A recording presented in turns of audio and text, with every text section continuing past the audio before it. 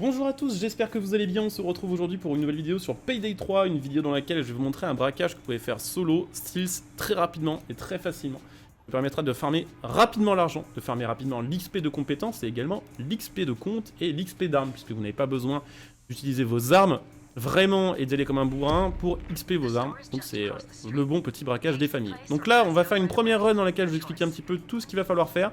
Et je vous ferai une deuxième run ensuite plus rapide, dans laquelle on enchaînera un peu, parce que là, clairement, vu que je commente en même temps que je joue, c'est pas l'idéal pour vraiment tout vous expliquer et faire une run optimale en même temps. Donc là, on a eu le pire spawn, c'est là-bas. Si vous avez plus de chance, vous pouvez spawner là-bas. Et si vous avez vraiment de la chance, vous pouvez spawner à la fourgonnette jaune qui est ici. Donc ça, c'est vraiment optimal, en sachant que justement, si on fait une run optimale après, normalement, en moins de 3 minutes, ce braquage, il est fini. Donc clairement, c'est très très intéressant.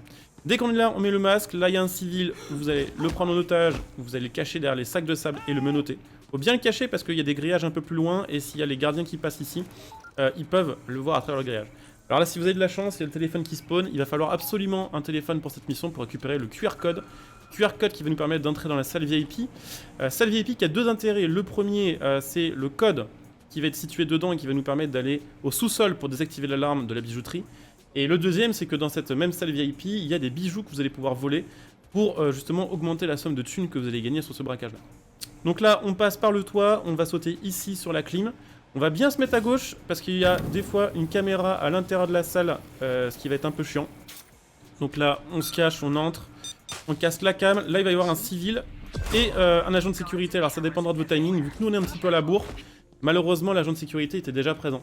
Mais vous le verrez sur la run qu'on va faire plus tard dans cette vidéo, que si tout se passe bien, normalement vous avez largement le temps de prendre l'otage civil, de l'amener avec vous dans le bureau qu'on va ouvrir dans un instant, et ensuite seulement l'agent de sécurité arrivera. Mais bon voilà, je vous dis, c'est pas une run optimale. Hop, donc normalement voilà, vous avez votre civil, vous le mettez à terre ici, vous lancez l'interaction ici, le temps de le menotter, comme ça on gagne un petit peu de temps. Le PC, vous allez regarder dessus le message qui s'appelle code du sous-sol. Là, il y a trois possibilités pour le code. Soit il est sur l'employé du mois, donc ça, c'est ce qu'on a dans cette run-là. Soit il va être sur le tableau blanc, qui est juste ici. Soit il va être dans la salle VIP, posé sur le meuble. Et dans ces cas-là, il faudra le QR code. Dans tous les cas, je vous le disais, il faudra le QR code.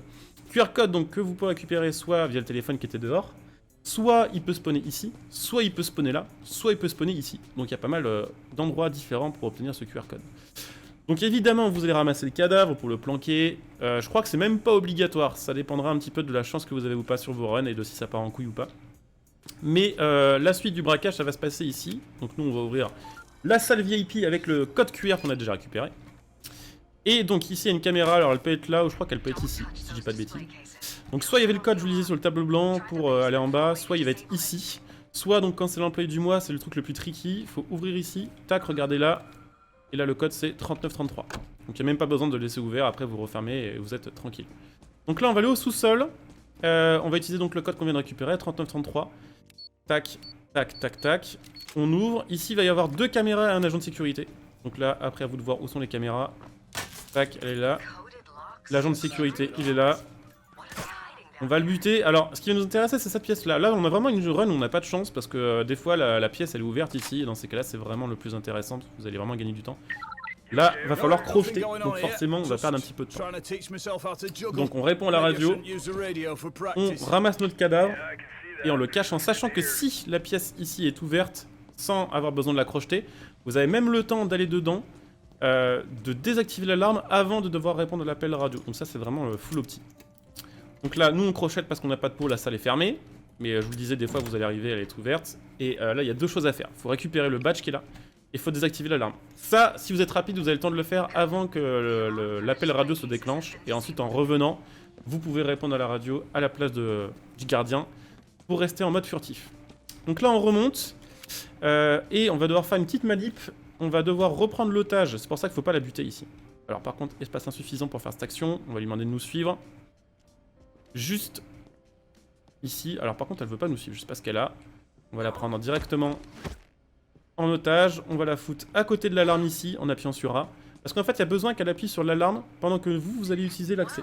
Une fois que c'est fait, bon bah faut la buter, hein. C'est très simple, vous n'avez plus besoin d'elle. Puisque vous allez pouvoir ouvrir le coffre. Ici il peut y avoir plusieurs choses. De toute façon en général c'est un truc à crocheter. Et c'est un truc dont vous allez avoir besoin pour terminer le braquage et le valider. Mince, donc là j'ai fait une petite bêtise, bon bref on s'en fout. On ouvre la vitrine, on va récupérer notre gemme qu'on va pouvoir poser ici. On va dropper nos sacs à côté de la fenêtre puisqu'on va repasser par la fenêtre pour quitter le braquage. On va aussi crocheter ces 2 vitrines qui vont nous permettre d'obtenir des bijoux supplémentaires et de valider la mission. En sachant que dans cette pièce, il y a 3 autres vitrines. Il y en a 2 là-bas, il y en a une là. Et que du coup si vous voulez vraiment optimiser votre thune sur cette mission-là, vous pouvez les crocheter, mais du coup, on vous fera jamais une run de 3 minutes en faisant comme ça va plutôt être aux alentours des 4 minutes, 4 minutes 30. Mais voilà, si vous voulez optimiser l'XP, 3 sacs suffisent.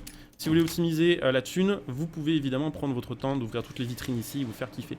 En sachant que, évidemment, si vous ouvrez la porte ici, après c'est, on va dire, la pièce principale de la bijouterie, et là je vous déconseille vraiment d'y aller si vous essayez de faire la run en style, parce que ça va vraiment partir en couille.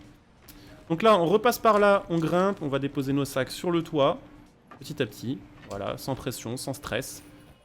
On ramasse le 2e sac qu'on vient foutre là. Et puis pour finir, le 3e. En sachant qu'en dessous, des fois, il y a un gardien, des fois, il y a une caméra, mais en fait, vous êtes hors champ pour eux, donc on s'en fout. Donc là, on va passer là, on va jeter nos sacs en bas à côté du fourgon, histoire de ne pas avoir à remonter à chaque fois. On récupère le dernier. On va lancer là. Ensuite, on descend. Ça va ouvrir le van. Et voilà, on est prêt à repartir. Le braquage est terminé.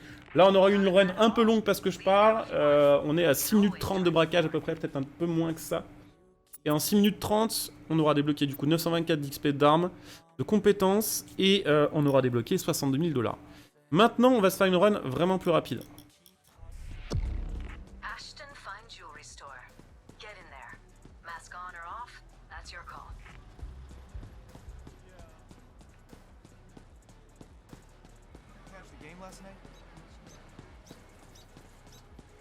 Okay, it's on.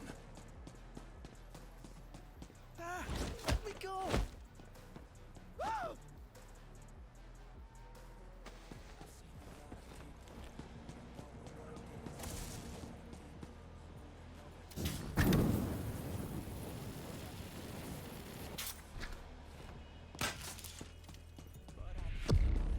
Lots of surveillance here. Stay sharp. Hey, stop it.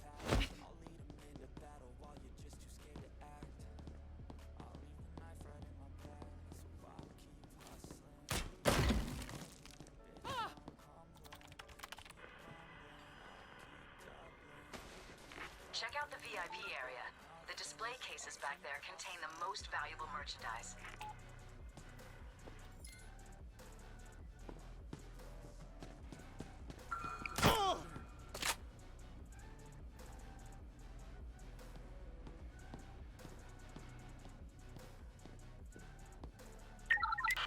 Sorry about that, Central.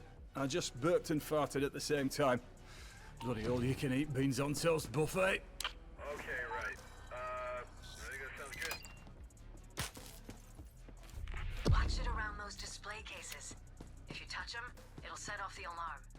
See if you can disable it from the basement. What was that noise?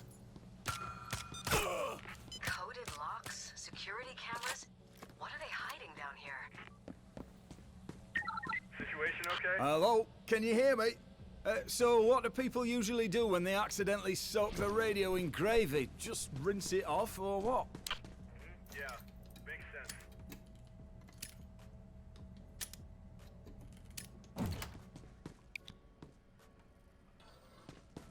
Good. The alarm for the display cases has been disabled.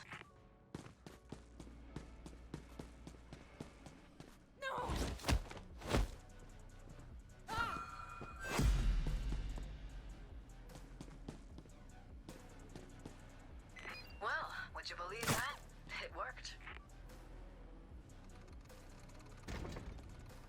Let's see what's inside that vault.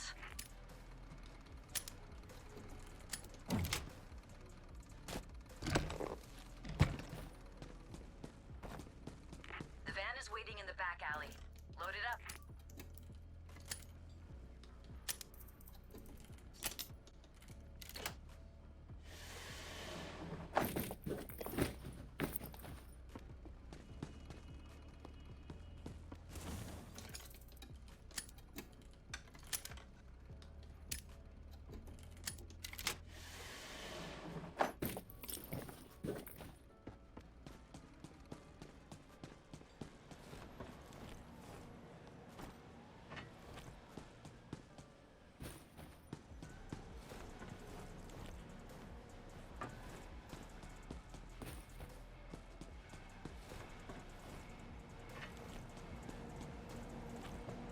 Donc là on a fait une run qui est pas vraiment optimale, déjà parce qu'on n'a pas eu le bon spawn, ce qui nous fait perdre une dizaine de secondes, on n'a pas eu non plus la porte ouverte en bas, ce qui là aussi nous fait perdre un petit peu de temps, et puis en plus de ça j'ai fail un crochetage, et j'ai fail mes lancers de sac, et puis j'ai fail au moment où je suis passé devant la salle de repos, j'ai pas vu le PNJ parce qu'il était dans le recoin alors qu'elle était là, et du coup j'ai fait un aller-retour pour rien dans le couloir, et tout ça mis bout à bout ça fait qu'on perd facilement 30 ou 40 secondes sur une run comme ça, ce qui veut dire quoi? Ce qui veut dire que techniquement en 3 minutes 30 facile, vous arrivez à terminer ce braquage, et vous pouvez le farmer, et monter un tas de compétences, un tas de niveaux d'armes et un tas d'XP, et gagner de l'argent par la même occasion très rapidement et très facilement. Je pense que c'est globalement le braquage le plus simple à faire du jeu en furtif. Voilà, j'espère que cette vidéo vous aura donné un petit coup de pouce pour XP votre compte sur Payday 3. Si c'est le cas, pensez à soutenir la chaîne en laissant un like, en vous abonnant. Évidemment, vous pouvez laisser un petit commentaire pour proposer des améliorations pour une run sur ce braquage là, ou proposer d'autres méthodes. Et n'hésitez pas bien sûr aussi à venir me follow sur Twitch, puisqu'en ce moment je fais pas mal de Payday en multi avec mes potes, donc vous pouvez venir follow pour assister au prochain live, et vous pouvez même claquer votre prime pour soutenir la chaîne. Et puis pour ceux qui veulent vraiment aider aussi, il y a le lien Instant Gaming pour acheter vos jeux à prix réduit, tout en soutenant la chaîne par la même occasion. Donc n'hésitez pas à jeter un petit coup d'œil. Je coupe ici, je vous dis à très bientôt. Bon jeu à tous, ciao.